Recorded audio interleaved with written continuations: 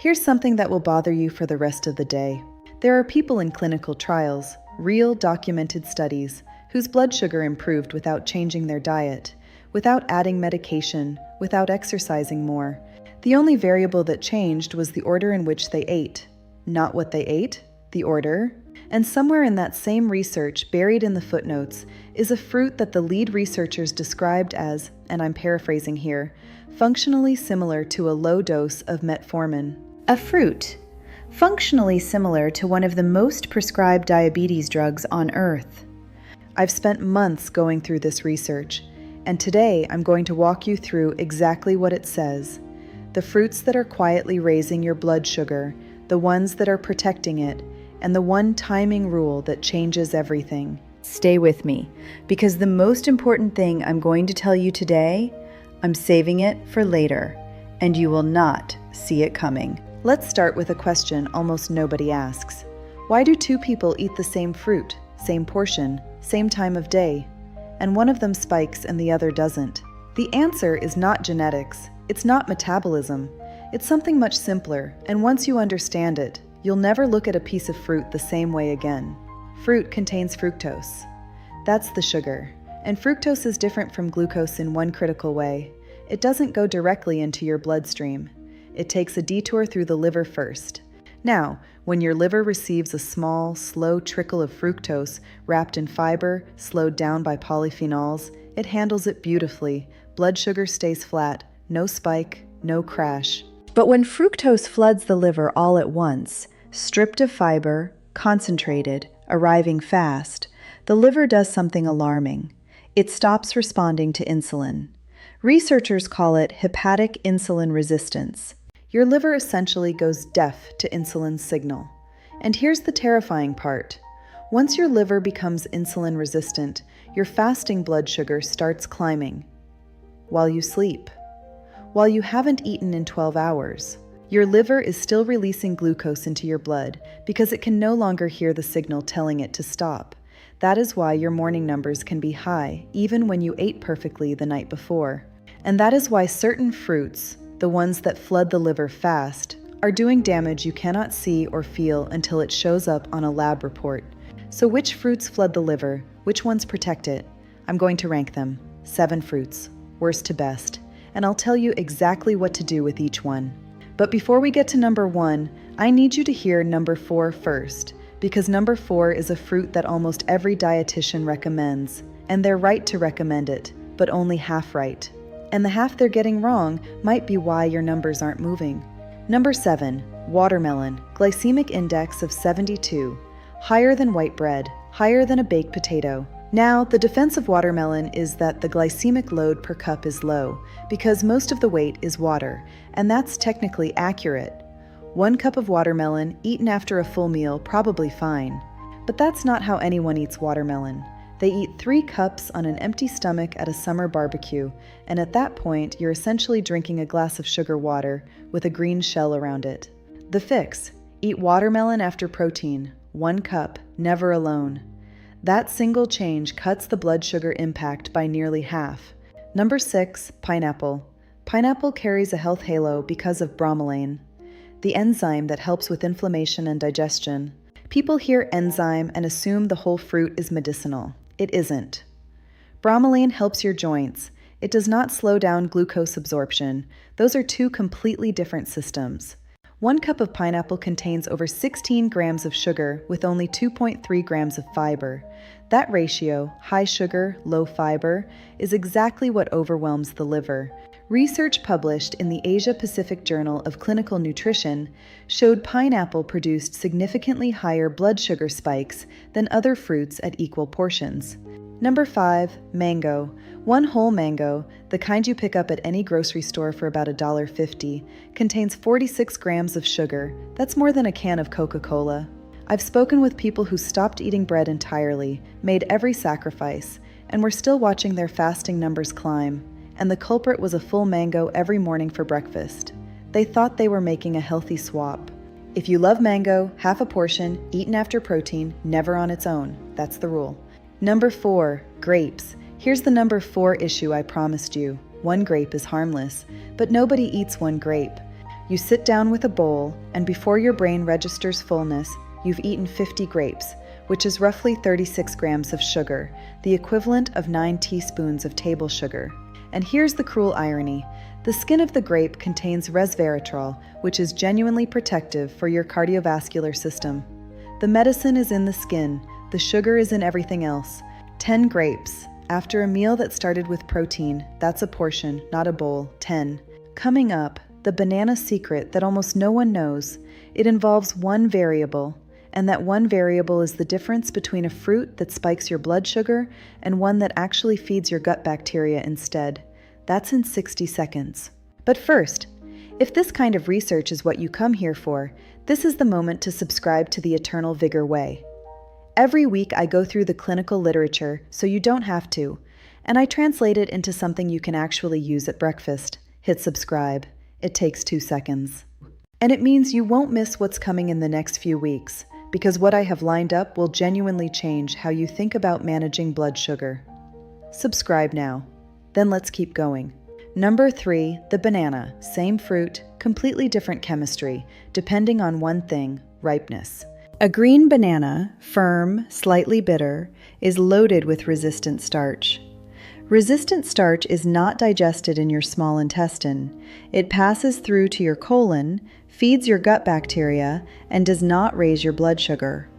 The glycemic index of a green banana is around 30 to 40. A ripe banana, yellow, soft, spotted, that resistant starch has fully converted into simple sugars. Glycemic index, 62, same fruit, same size, completely different metabolic outcome. Research published in Diabetic Medicine found that unripe banana flour significantly reduced fasting blood sugar and improved insulin sensitivity in type 2 diabetic patients over 12 weeks. And here's a detail most people have never heard. If you slice a green banana and refrigerate it for 2 hours, the cooling process increases its resistant starch content even further. The same principle works with cooked and cooled rice and potatoes. Temperature affects starch chemistry in ways that matter enormously for blood sugar. So the rule: slightly green, never overripe, and if you can, cool it first. Number 2, the apple. The apple has a built-in defense system, and most people throw it away. It's called pectin. Pectin is a soluble fiber concentrated in the skin and flesh of apples. When pectin reaches your stomach, it forms a gel, a physical barrier that coats the inside of your digestive tract and slows glucose absorption dramatically. Research published in the journal Diabetes Care found that pectin reduced post-meal insulin demand by approximately 35%. Not a supplement, not a drug, a fiber already inside the apple. But the moment you remove the skin, applesauce, apple juice, peeled slices, the pectin effect disappears almost entirely. Apple juice has zero protective benefit. It's functionally a sugar drink. A whole apple, skin on, eaten after protein. That's the sequence that activates the protection. And there's a specific meal sequencing finding worth knowing. In research out of Japan, participants who ate apple before a carbohydrate-heavy meal had measurably delayed glucose peaks and smaller overall spikes compared to those who ate the carbs first: protein, then apple, then carbohydrate. That ordering is not arbitrary, it's mechanistic. Now we're at number 1, and I told you at the very beginning there was a fruit described in clinical literature as functionally similar to a low-dose diabetes medication. This is it, and the mechanism, the actual cellular process, is something I have never seen explained in plain language anywhere. That's what the next 90 seconds are about. Don't look away. Number 1, the blueberry. Let me give you the mechanism first, because the mechanism is what makes this extraordinary. Inside your muscle and fat cells, there is an enzyme called AMPK, adenosine monophosphate activated protein kinase. Think of AMPK as a master switch. When AMPK is activated, your cells open their doors to glucose. Glucose moves out of the blood and into the cell, where it's burned for energy. Blood sugar drops. Insulin works better. The effect lasts for hours. Most diabetes medications work by targeting this same pathway. Metformin, one of the most prescribed drugs in the world, activates AMPK. The anthocyanins in blueberries, the pigments that make them blue, activate AMPK through a different but overlapping mechanism. That is what the researchers meant. Not that blueberries replace medication, but that they engage the same fundamental cellular machinery through a food-based pathway that no other fruit replicates with the same consistency. A randomized, double-blind, placebo-controlled study, the gold standard of clinical research, published in the Journal of Nutrition, gave insulin-resistant adults the equivalent of 1 to 2 cups of blueberries daily for 6 weeks. The blueberry group showed significantly improved insulin sensitivity compared to placebo. Their cells started responding to insulin again, in 6 weeks, from a fruit.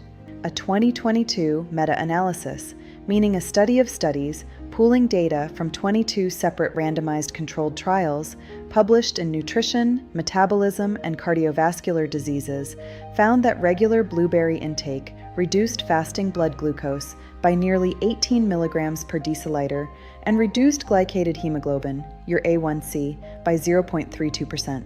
For someone sitting at a 7.4 trying to break below 7.0, that 0.32 is the gap. That is the clinical threshold between controlled and uncontrolled from fruit.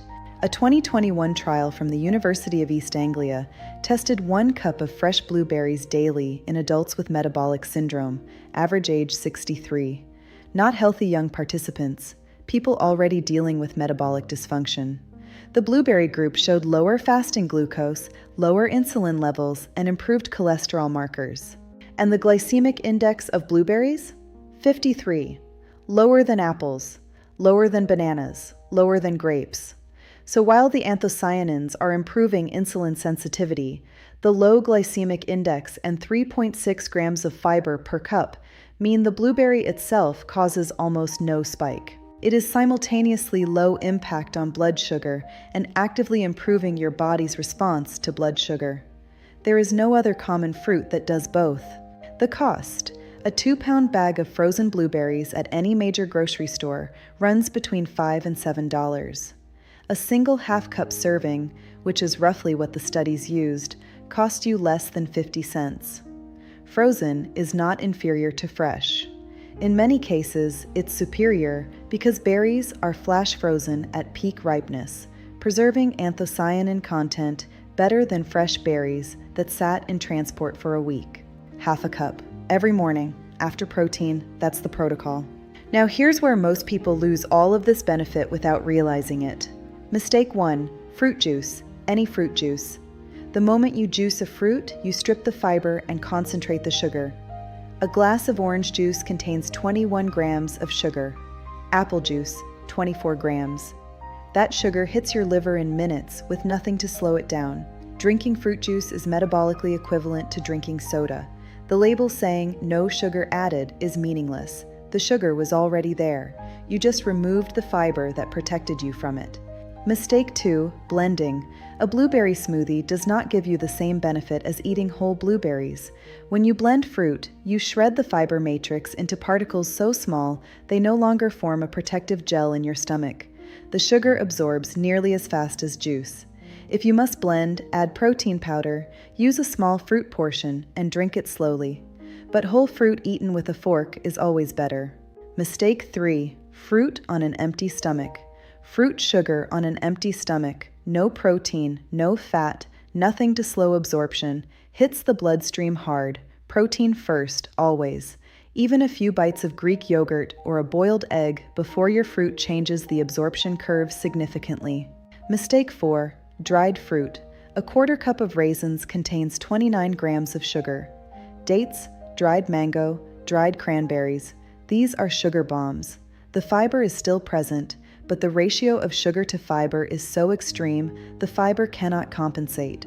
If you take blood thinners, be especially careful. Certain dried fruits can interact with anticoagulant medications and affect your levels. Speak with your doctor before adding concentrated fruit products regularly. 4 mistakes: juice, blending, empty stomach, dried fruit. Avoid all 4, and the 7 fruits I just ranked will work for you instead of against you. Before the action plan, I want to say something directly. If you've made it this far, you're not someone who's looking for shortcuts. You're someone who wants to understand what's actually happening in your body. That's exactly who this channel is for. The Eternal Vigor Way exists because this kind of research is sitting in academic journals that most people will never read, and translating it into something usable, that's the whole mission. If that mission matters to you, subscribe right now. Not because of this video, because of what's coming. The next videos are going to cover the nighttime blood sugar pattern that undoes your daytime progress while you sleep, a pantry staple that rivaled the insulin-sensitizing effect of blueberries in a different cellular pathway, and why your fasting number can still be climbing even when you eat perfectly. Subscribe to the Eternal Vigor Way. You will not regret it. Now, here's your action plan. Simple, 7 steps, 1 week to start seeing a change. Step 1. Breakfast, half a cup of frozen blueberries mixed into Greek yogurt or eaten after your eggs every morning. Buy a 2-pound bag. It lasts 2 weeks and costs less than a coffee.